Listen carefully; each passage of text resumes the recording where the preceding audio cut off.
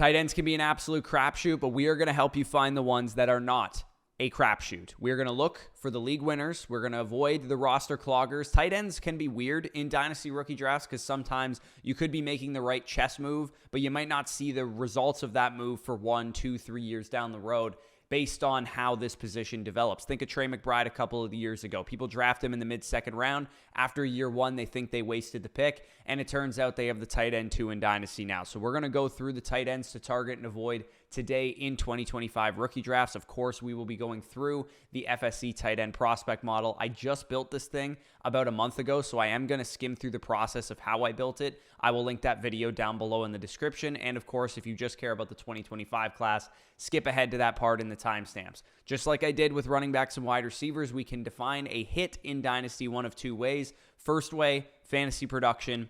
Year 1 to 4 points per game. We want to get tight ends who produce early on in their careers, ideally on their rookie contracts. But again, keep in mind that this position does usually take 1-2 years to develop. And number 2, in peak keep trade cut value, because tradability is very important at this position. Because think of Kyle Pitts going back a couple years ago. He locked down the tight end 1 in Dynasty. He was a highly valuable asset to your team. He just didn't end up producing, or at least hasn't ended up producing yet, to the point that we all want to see. But you could have traded down. You could have tiered down at the time.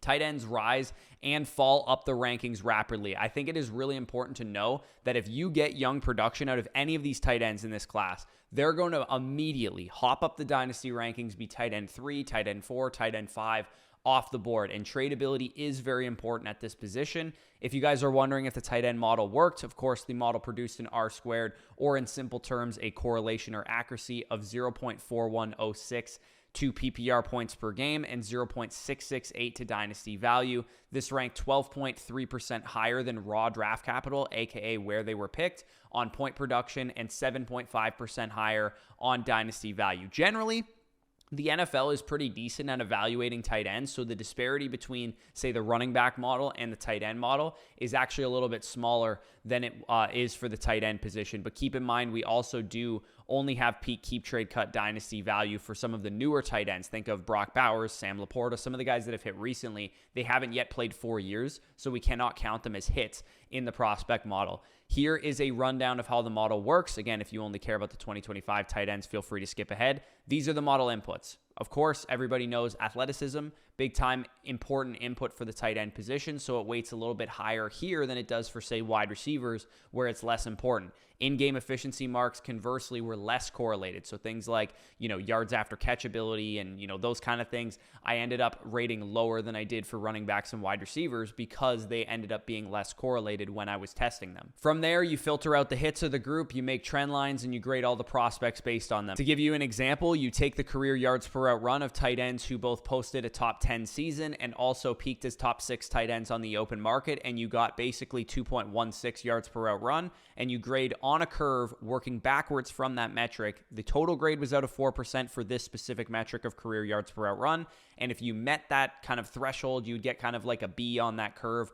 3% out of the total 4%, and if you really exceeded that metric, you would get 4%, and so on and so forth. So the kings of the model, as I went through in the other video, Bowers and Pitts, the only generational tight end prospects we've seen since 2016 when the model was started. Their grades go across the board as follows. You can see there in the market share statistics, they graded out very well. In the efficiency stats, the age metrics, the school and target competition metrics, they grade out very well. Then you look at the multipliers and diminishers, accounting for things like, did they improve throughout their college career, accounting for what kind of quarterbacks they played with, what kind of target competition they played with. Of course, Bowers had A.D. Mitchell and other tight ends like Darnell Washington and Ladd McConkey and other players there to compete with, so he gets the full bonus. Kyle Pitts played with a first-round receiver in Kadarius Toney. He gets the bonus. These were all the analytical markers, including those 3 bonuses to help contextualize some factors. And then also you can see the athleticism, athletic traits as very, very strong for both of these guys.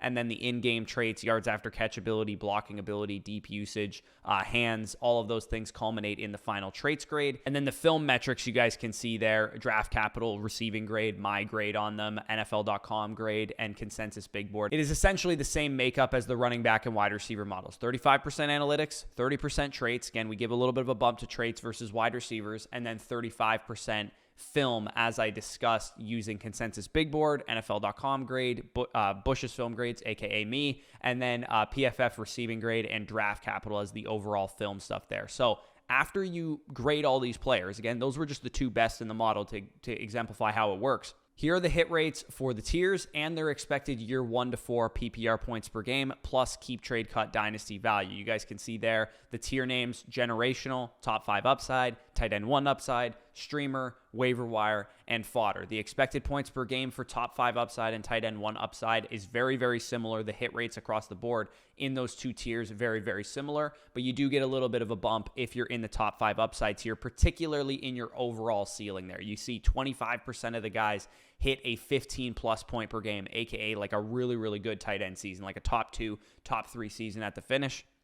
And then also, you had a better chance, 1 and 5, basically, of peaking as the overall tight end 1 on the open market. So that's really the only difference between those 2 tiers, is that the ceiling's a little bit higher, but the hit rates across the board relatively similar. Similar to the running backs and the wide receiver models, I also want to exemplify here the rookie draft tier based on draft capital. I've explained it a couple times, but to make sure no one's confused, based on where these guys were drafted, you guys can see 5 first-round tight ends here. You get canned advice under the assumption that most dynasty players, like they do, follow the draft capital, use the draft capital as a compass to guide them on where to take these guys in rookie drafts. 5 different first-round tight ends here, all varying degrees of targets and avoids. Obviously, Brock Bowers, one of the best tight ends we've ever seen. You should have been drafting him mercilessly last year, and I did not do that. I really wish I was drafting more Brock Bowers, so definitely egg on my face, and that's why I have the model now. TJ Hawkinson, smash pick where he was going. David Njoku, about a solid bet where he was going based on his FSC grade. OJ Howard, a little bit of bust potential back in 2017. And Hayden Hurst was an outright landmine that you should have been avoiding, letting your league mates chase that draft capital. So if you skipped ahead to this part, we're going to rank the 2025 draft class at the tight end position. I want to reiterate that my actual rankings are a little bit different from how the model ranks them. Of course, my model is reflective of how I view these guys too, so it is heavily influenced, but the model cannot account for things like landing spot, how much opportunity is in front of them. The good example of that is Warren versus Loveland, for example. Cole Kmet's there in Chicago. And there's nobody to speak of in Indianapolis. Generally, I built this because they are heavily influenced by it, but the overall rankings are on Flock Fantasy. We had 0 generational tight ends in this class and 0 top 5 upside tight ends in this class. I think that's worth noting considering we got 2 tight ends in the top 15 overall picks of the draft, and neither of them were top 5 upside or generational prospects, so a little bit overdrafted according to the model. All of the top tight ends in this class, there's 3 of them, are in the tight end 1 upside prospect tier. Again, 57% chance at top 6 tight end production, 45% chance at peak top 5 valuation. You guys can see the hit rates above me. The tight end 1 in the model is not Colston Loveland or Tyler Warren technically, and I'll get to why in a second, but it is still Harold Fannin Jr. of Bowling Green, now of the Cleveland Browns. You guys can see he set the world on fire production-wise. His analytics grade is only 3rd in the total model behind just Brock Bowers and Kyle Pitts. He ranks 100th percentile across the board in a lot of metrics like dominator rating, target share, yards per out run. This is just simply obscene production. So even though he went 67th overall versus first-round capital for the other guys, the model still says he's one of the better bets in this class. Again, I'm not going to take him over Tyler Warren and Colston Loveland because I'm going to respect the first-round draft capital and apply some context to the fact that he also went to a situation with David Njoku already there. But it is worth noting that if you're in the 3rd round of your rookie drafts, he should absolutely be your biggest target at that point in time. It's ironic he's playing with David Njoku because they are actually comparable prospects, even though Njoku also went in the 1st round and Fannin goes in the 3rd round. If we're talking best comparable, because Mark Andrews also got 3rd round draft capital, then Andrews versus Fannin is a valid comparison there. Again, the reason I say Fannin is technically the tight end 1 in the model is because of this. Colston Loveland and Tyler Warren did not test at the NFL Scouting Combine. It did hurt both of their grades, but it objectively hurt Loveland a lot more than it did Warren because Loveland's traits grade was the weakest part of his profile. So had he tested well, it would have increased his grade a lot more. And let's say, for hypothetical standpoint, he ran a 4.69 40, which is what was projected. He had a 101.7 speed score as a result. a 9.2 RAS score. He would be the tight end 1 in the class in the model had he just tested, because like I said, he had such a poor traits grade that it bumped up his grade to have athletic testing. And the fact that he didn't have athletic testing really hurt him. He would have been the tight end 1 in the class, and he would have cracked that top 5 upside tier, being very similarly compared to TJ Hawkinson, who was also drafted in the top 10 of the NFL draft. That would be his best comp, and also Trey McBride and Dallas Goedert. So again, technically Harold Fannin is the tight end 1 in the model, but it is more likely Colston Loveland. And again, he didn't test, so I'm not going to include that. His comps look like this instead, because I'm going off the basis that he did not test. Michael Mayer, Sam Laporta, and Hunter Henry. Still great, prospects to be compared to, but he is tight end 2 in the model technically because of how ass that 9.8% final traits grade is. And if you guys are wondering why are his traits so bad, it's because his yards after catch ability, his blocking, his contested catch rate, downfield efficiency was largely affected by how bad the Michigan offense was this year. It's pretty hard to imagine doing well in yards after catch ability when you're getting passes thrown behind you and you have no opportunity to run with the football. It's pretty hard to have good contested catch rates when the pass is thrown at the defender's helmet and you got to pluck it outside your frame off the back of his body. Again, when your quarterback is this bad, it's going to affect some of those metrics, which is why I say the data is a little bit skewed here without the athletic testing. His traits grade was very comparable to TJ Hawkinson's when you added in the projected testing. Still worth noting that he does get that bust potential label just because without the testing, the prospect model thinks he's a little bit of a bad athlete or a mid athlete at very least. Loveland is tight end 1 for me in most rookie drafts because of that top 10 draft capital, especially if you're in a deep rebuild. I will want to reiterate here that if you are drafting Colston Loveland under the assumption that year 1 he's going to produce like an absolute madman, I think you're going to be disappointed because Cole Kmet will probably be a little bit of pest to him. DJ Moore, Luther Burden, Rome Odunze. It's a very crowded offense at this point in time. I think by year 2, year 3 of Colston Loveland's career, he's also only 21 years old and still pretty raw.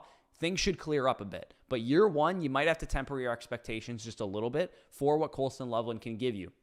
My short-term tight end 1, if you guys were in a contending window and you absolutely needed a tight end and a tight end premium, I would be okay taking Tyler Warren over Colston Loveland, who is the tight end 3 in the model. And again, I would say his grade would have gone up about 2-3% had he tested well, but it's not significant enough to the point that it would have bumped him into the top 5 upside tier or even put him over Loveland or Fannin. In terms of his actual, grade, he is the tight end 3 in this model, and it's wild considering he is actually going the highest in rookie drafts right now. So again, maybe a slight fade that you want to throw on Tyler Warren. Of all 3 of these guys, he did get the best draft capital and landing spot combination because in Indianapolis, there are no tight ends that are going to take snaps off the field from Tyler Warren. So he has that box checked. Chicago and Cleveland have Cole Kmet and David Njoku, who are capable veteran tight ends who might be pests to Colston Loveland and Harold Fannin respectively. And while the Colts have Downs and Pittman and other receivers that are good,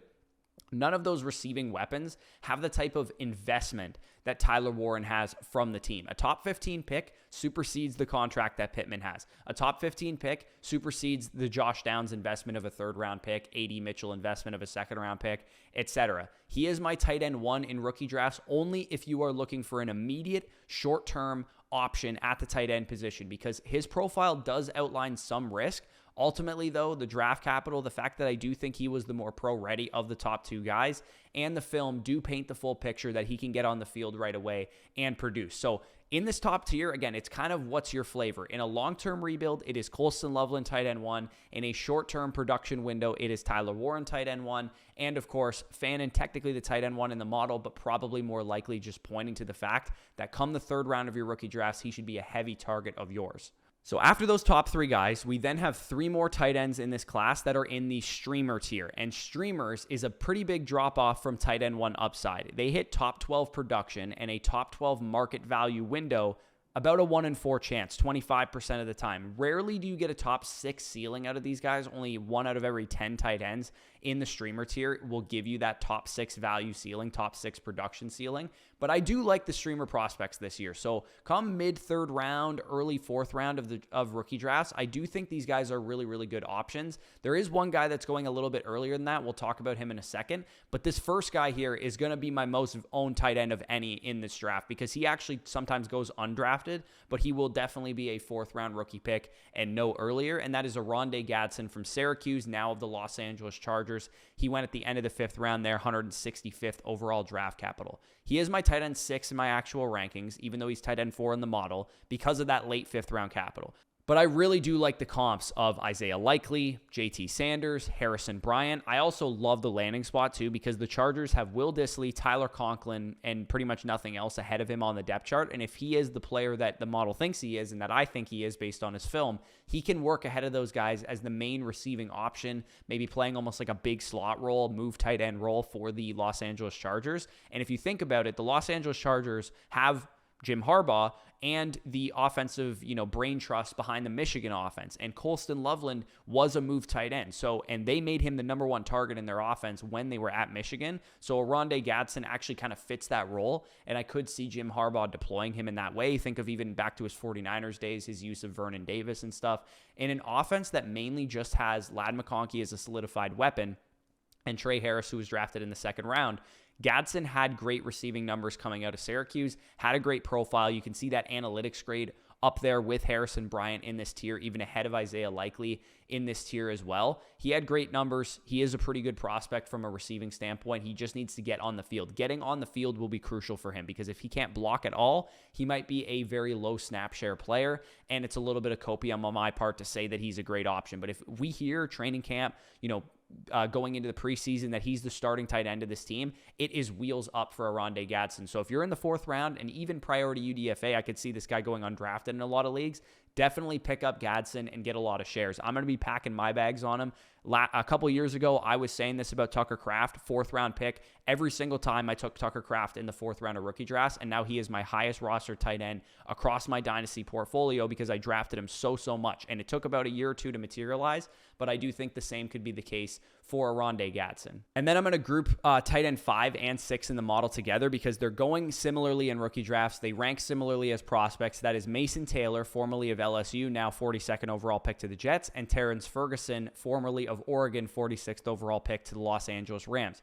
Both guys, in my actual rankings, not in the model, they're tight end 5 and 6 in the model. In my actual rankings, I have Taylor tight end 3, and I have Ferguson tight end 5 just behind Harold Fannin in my actual rankings. It's similar reasoning, honestly, for Mason Taylor being as high as he is. The analytics are not great, but we do have to contextualize who he played with, Brian Thomas Jr., Malik Neighbors, so on and so forth. And he's actually a comparable prospect still to a guy like Ben Sinnott, to a guy like Gerald Everett, who are decent bets as 2nd-round tight ends. The Jets also, similar to what I said with Warren, they don't have any tight ends on their roster. Mason Taylor is going to start from day 1. Jeremy Rutkert, Stone Smart, and Zach Kuntz are the starting tight ends on this depth chart before Mason Taylor was drafted. So those 6 tight ends, I would say, are definitely the best options. Terrance Ferguson, you look at what he can do right away with the Los Angeles Rams, also a pretty wide open depth chart, top 50 capital. Adams and Puka are going to command targets, unlike with Mason Taylor, you just have Garrett Wilson there.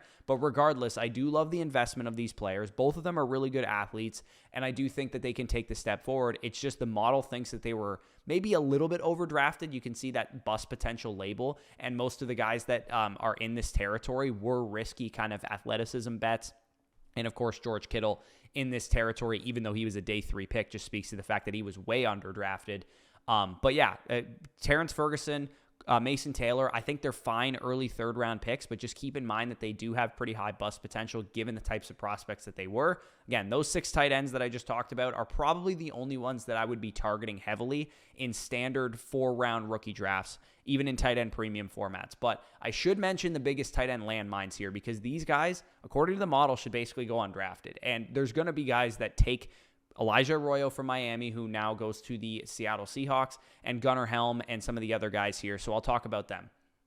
In the waiver wire tier, which is where Elijah Arroyo is, despite the 2nd-round draft capital, they miss big. Only a 12% chance at a tight end 1 season, only a 9% chance at tight end 1 value on the open market. The best comp for Elijah Arroyo, who is tight end 7 in the model technically, is Luke Musgrave, who was also a second-round pick, overdrafted in round 2 for like film reasons, but in both cases, I just didn't see it. I didn't see what the NFL was seeing with Luke Musgrave. I didn't see what the NFL was seeing with Elijah Arroyo. Apparently, the reason is good film. I just didn't see it with these guys. I really didn't get why people were valuing them as high as they were. Theo Johnson, Tommy Tremble, also similar projections, but basically, let your league mates draft Elijah Arroyo. People, if they're on the board in the 3rd, 4th round and they're in their draft going, okay, I'm going to take the 2nd-round capital tight end because of the 2nd-round capital, let them do that. I would rather draft Oronde Gadsden a round later or even as a UDFA straight up over Elijah Arroyo, but I'm not going to do that on the clock because I don't have to. Elijah Arroyo goes higher in rookie drafts, and I can just fade Arroyo and take Gadsden later. And I'm especially not going to be taking Arroyo over Fannin, over Ferguson, over Mason Taylor. I will just let my league mates draft him. And then the last guy in the waiver wire tier is Mitchell Evans, now of the Carolina Panthers. He was a late 5th round pick here. He goes to Carolina. They already have JT Sanders, who is a better prospect. They already have Tommy Tremble, who's a highly paid blocking tight end there. I just don't see how Mitchell Evans is going to get on the field right away. The comps are actually not terrible. If you wanted to stash him as a UDFA, you see Jake Ferguson, Grant Calcaterra there. But in really deep leagues, I think that would be the only appeal that you would actually have for Mitchell Evans. And then here's the rest of the class. Again, a bunch of late round guys, a bunch of UDFAs you guys have probably never heard of that won't turn to really anything. And all these guys are fodder prospects. What a fodder prospect's hit rate is, 3% chance at a tight end 1 year. So you're talking very, very low hit rates. The only interesting UDFAs to me, if you wanted to be in a deep league and pick up these guys and throw them on your taxi squad. Benjamin Urosek went to the Vikings as a UDFA. Conyers went to the Dolphins. Dupre went to the Pats, and Simon to the Falcons. If you're in an extremely deep league and you want to taxi some of these guys, go ahead. In the interest of being thorough here, but Gunnar Helm is the one guy that is in this territory that's actually being drafted most of the time and going in kind of like the early 4th round of a lot of leagues. The fodder tight end prospects who went pick 75 to pick 150, so actual draft capital. This is the list, and Gunnar Helm is a part of this list, and it is a big list of a lot of misses other than Dalton Schultz. Dalton Schultz is the only one on this list to ever post a top 12 season at the tight end position. So unless you think Gunnar Helm is Dalton Schultz, which I think he definitely could be, I would avoid him. He's not a great prospect, even if you upgrade his 40 time because he hurt his ankle on the 40 and, he ran a 4.7 instead of the 4.85 or whatever that he ran. He would be at the top of this tier, but he would still be a fodder prospect. The full tight end makeup of this class is 3 tight end, 1 upside prospects, 3 streamers. Again, probably the only ones worth being drafted by you guys. The only ones to target by you guys. Fannin, Loveland, Warren, Gadsden, Ferguson, and Taylor are probably the ones that I'm going to be spending draft picks on. 2 waiver wire prospects, and then some fodder guys. 2017 is the closest tight end class we've seen to this one. You can see Njoku, Ingram, and Howard at the top as the big 3 there. Gerald Everett, George Kittle as the good streamer prospects. Obviously, Kittle ended up hitting massively. And then Jake Butt, Bucky Hodges, Jonnu Smith, those guys as kind of like the Arroyos and Mason Taylors and Ferguson kind of mixture there. David Njoku, like I said, if we would have had a top 5 upside prospect had Loveland just tested. So Loveland would be kind of the Njoku of this class. The Ingram of this class, I guess, would be Tyler Warren. And then the Howard of this class would probably be like Harold Fannin. And then if we're making comps here, Gerald Everett's probably the Mason Taylor. I guess George Kittle is the Terrance Ferguson. And then, Jonnu Smith, Jake Butt, Bucky Hodges, that's like the Elijah Arroyos and the Oronde Gadsdens of this class. So thank you guys for watching. Hopefully I helped you get some tight end strategy. Tight ends to target and avoid is something that is honestly an underrated part of playing Dynasty, hitting on this position, especially if you can get them for cheap. 2nd, 3rd round of your rookie draft, and you don't have to spend up big to go get a Brock Bowers or to go get a Sam Laporta or a Trey McBride or a TJ Hawkinson on the open market. This can definitely be a huge advantage to help advance your rebuild. And I would say this is a generally pretty good tight end class, and I will be taking shots on it. Road to 60K. We are almost there. Smash the like button if you enjoyed this video. Subscribe to the channel if you're new. Head to Flock Fantasy for all your rookie draft needs. You need our draft guide? We got you covered. Fully updated post-draft, write-ups on 66 players, top 50 rankings, everything you guys could possibly want to know about the players you're drafting. Rankings for Superflex, 1 quarterback, positionals for rookie drafts and for startup drafts, including rookie picks and the rookies intermingled with the veterans. We will have our Dynasty trade value chart video coming out in a couple days. The Dynasty Dynasty trade value chart is also going to be live on the site very, very soon. If you guys want to use our trade calculator, it's totally free to do. But if you want my specific opinion using my rankings, you have to be a site subscriber for that. And that's an excellent feature. You can basically ask me trade advice without me having to answer you. And again, it is usable for free just with the average expert rankings. The prospect tab, which is where all this data came from, has everything that you could tinker with. You want to see how many first-round tight ends had a 9.5 RAS score and an FSE grade over 75%? You can do that in the prospect models tab.